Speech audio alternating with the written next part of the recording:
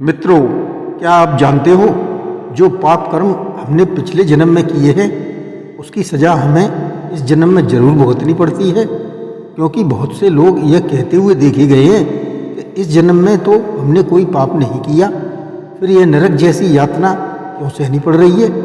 इसकी संपूर्ण जानकारी हमें महाभारत की इस कथा में मिलती है।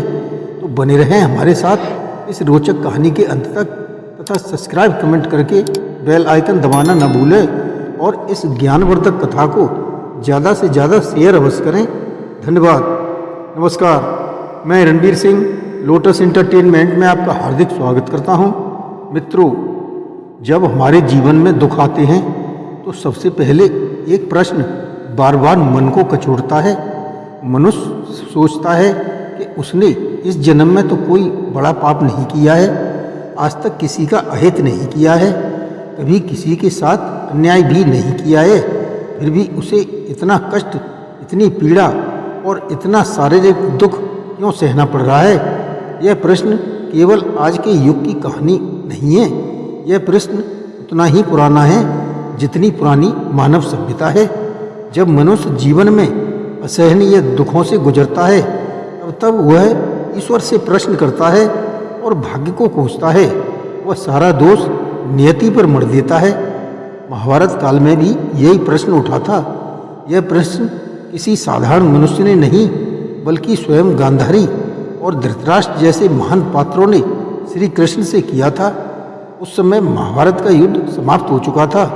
कुरुक्षेत्र की धरती पर लाखों योद्धाओं का रक्त बह चुका था और पांडव विजयी हो चुके थे और कौरव वंश पूरी तरह नष्ट हो गया था।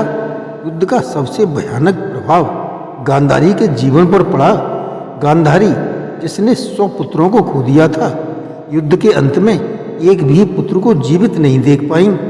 गांधारी जन्म से अंधी नहीं थी, वे अत्यंत सुंदर, तेजस्वी और गुणवान थी।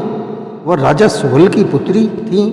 विवाह के समय जब उन्हें ज्ञात हुआ कि उनका पति धृतराष्ट्र जन्म से अंधा है तो उन्होंने स्वयं अपनी आंखों पर पट्टी बांध ली। उस समय उन्होंने यह प्रश्न किया, जिस पति ने जीवन भर अंधकार में रहकर संसार देखा है उसके साथ वे भी अंधकार में रहेंगी।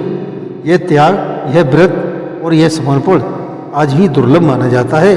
किंतु यही गांधारी जीवन भर राजमहल में रहते हुए भी सुख से वंचित रहीं।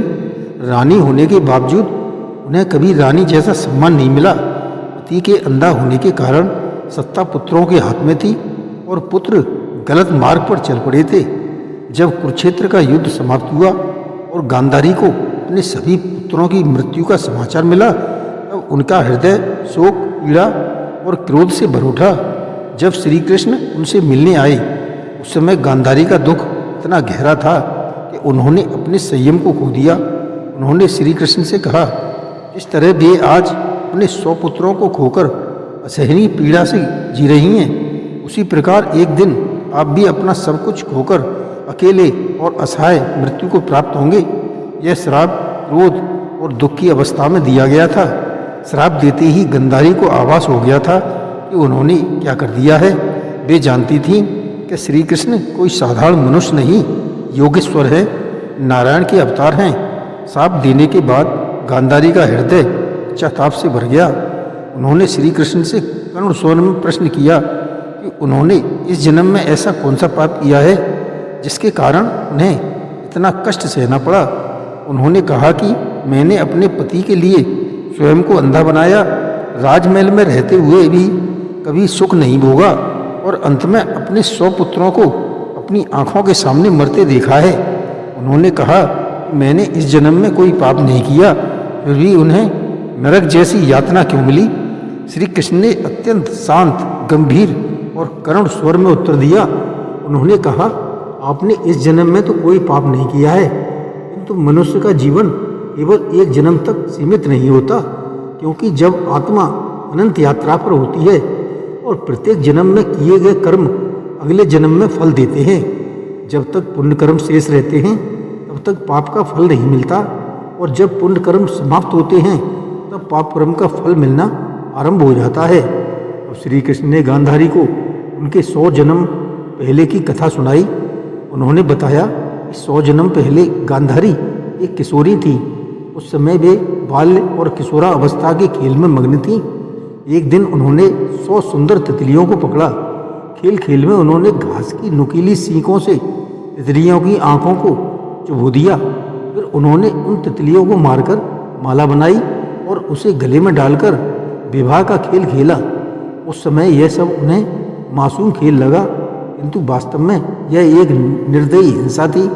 श्री कृष्ण आगे बोले, उसी पाप के कारण इस जन्म में उन्हें अंधा पति मिला और उन्होंने स्वयं को अंधा बनाकर जीवन बिताया। वे 100 तितलियां इस जन्म में उनके पुत्र बनकर जन्मी और जिस प्रकार उन्होंने उन्हें निर्दयता से मारा था, उसी प्रकार इस जन्म में उन्होंने उन्हें अपने सामने मरते देखा। यह सुनकर गांधारी स्तब्ध रह गईं।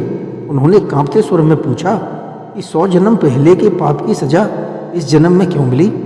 श्री कृष्ण ने कहा, कर्म का नियम अटल है। समय बदल सकता है, जन्म बदल सकता है, किंतु कर्म का फल कभी नष्ट नहीं होता।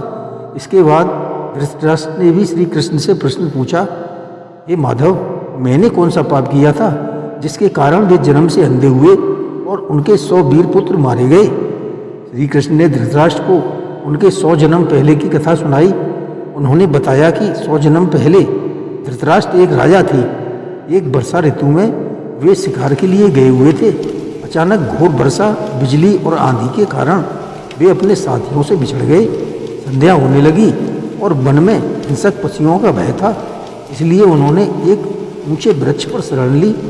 उसी वृक्ष पर एक शुक पक्षी अपने परिवार के साथ रहता था। शुक पक्षी ने राजा को पहचान लिया। उसने अपनी पत्नी से कहा कि आज उनके यहाँ अतिथि आए हैं और अतिथि सेवा नारायण सेवा के समान होती है। वह गांव गया और वहाँ से अपनी चोंच में आग का अंगार तथा सूखी लकड़ियाँ लाकर राजा के लिए आग जलाई। राजा ने अपने हाथ पैर सेके और कुछ राहत महसूस की। शुक पक्षी ने राजा को भूखा जानकर अपनी पत्नी से कहा कि अतिथि को भोजन कराना आवश्यक है। यह कहकर वह स्वयं आग में कूद गया और प्राण त्याग दिए। राजा ने उस शुक पक्षी को खा लिया। जब शुक की पत्नी ने यह दृश्य देखा, उसने सोचा कि उसका पति अतिथि सेवा में अपने प्राण देकर स्वर्ग को चला गया है, इसलिए वह भी उसी मार्ग पर जाएगी। फिर वह भी आग में कूद गई। राजा ने उसे भी खा लिया, लेकिन राजा की भूख और बढ़ गई थी। उसकी दृष्टि शुक पक्षी के 100 छोटे बच्चों पर पड़ी जो उड़ नहीं सकते थे। उसने उन्हें गर्म लकड़ियों से भूनकर निर्दयता के साथ मार डाला और खा लिया।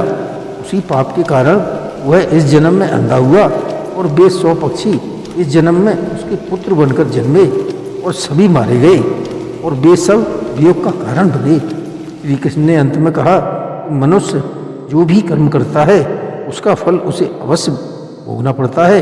यह ईश्वर की क्रूरता नहीं बल्कि कर्म का न्याय है और ईश्वर केवल साक्षी मात्र है।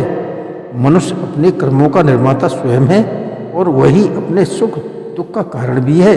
जो आज दुख है वह कल के कर्म का परिणाम हो सकता है। इसलिए मनुष्य को प्रत्येक कर्म सोच समझकर करना चाहिए, क्योंकि कर्म का फल समय के साथ अवश्य मिलता है। यह कथा हमें सिखाती है कि कोई भी कर्म छोटा या बड़ा नहीं होता, हर कर्म अपना प्रभाव छोड़ता है। यदि मनुष्य समय रहते अपने कर्मों को सुधार ले तो उसे प्रत्येक जन्म में नरक समान दुख नहीं सहना पड़ता। अच्छे कर्म ही मनुष्य को शांति, सुख और समृद्धि की ओर ले जाते हैं। जय श्री कृष्ण।